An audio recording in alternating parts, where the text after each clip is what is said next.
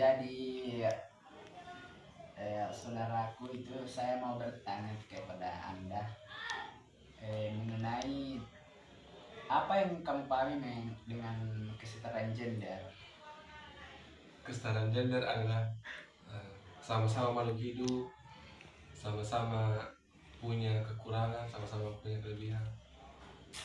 Oh, itu yang kamu pahami mengenai kesetaraan gender. Iya. Oh, jadi saya bukan membenarkan, bukan mengatakan salah, tapi yang saya pahami mengenai kesetaraan gender adalah gimana seorang perempuan dan laki-laki itu memiliki fungsi yang sama. Walaupun sebetulnya kodrat laki-laki dan perempuan itu berbeda, tapi dalam fungsinya itu sama. Contohnya misalnya kalau mungkin setiap harinya kita itu melihat perempuan yang lebih dominan di dapur, mencuci dan memasak, tapi laki-laki juga bisa melakukan itu. Contohnya kalau kita di, apalagi sangat kental ya kalau kita masuk di desa-desa itu sangat kental. Kita lihat bagaimana perempuan itu dijadikan sebagai makhluk kedua dalam kehidupan, posisi kedua begitu. Jadi kalau sudah menikah tuh ya perempuan yang memasak, mencuci, mengurus anak, padahal itu kan bisa juga dilakukan oleh seorang laki-laki, tergantung bagaimana kontrak pada saat dia menikah nanti. Begitupun dengan perempuan, dia juga bisa bekerja, dia juga bisa mencari nafkah.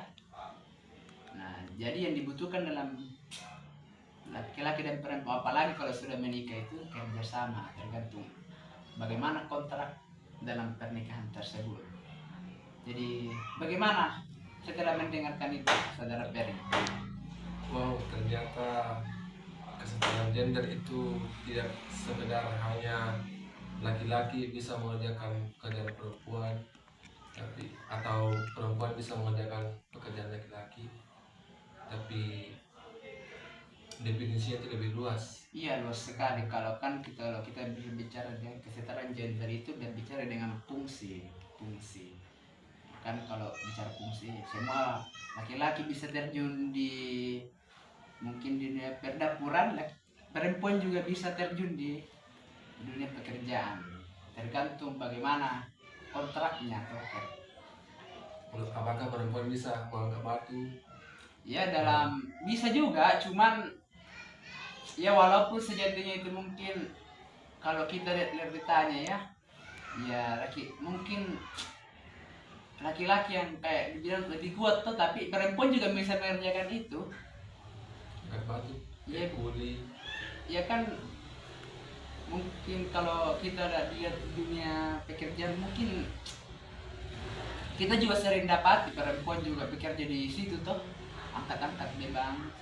Cuma karena kebiasaan sudah merubah itu, maksudnya kebiasaannya gitu, sudah lihat laki-laki atau laki-laki yang mengisi pekerjaan yang berat-berat, jadi mungkin kebanyakan atau dominasi oleh laki-laki yang bekerja menggunakan kekuatan tapi perempuan jarang kita temukan dalam pekerjaan seperti itu.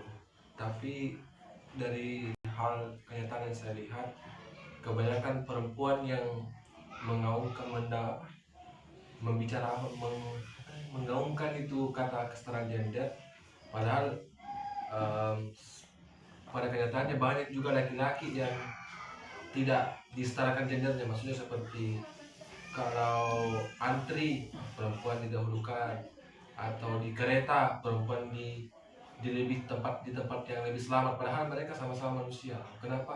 Iya. Nah itu, jadi kenapa hal itu bisa terjadi? Itu ya kemarin sempat misalnya viral padahal kan itu tergantung tergantung sebenarnya, karena kalau pasti ini tidak lepas dari sejarah atau bagaimana perempuan itu kayak di nomor dua kan, padahal sama ji. Namun kalau kodratnya yang melahirkan, menyusukan, itu kodrat perempuan sebenarnya. Tergantung bagaimana, itu saya bilang bagaimana kita melihat fungsinya.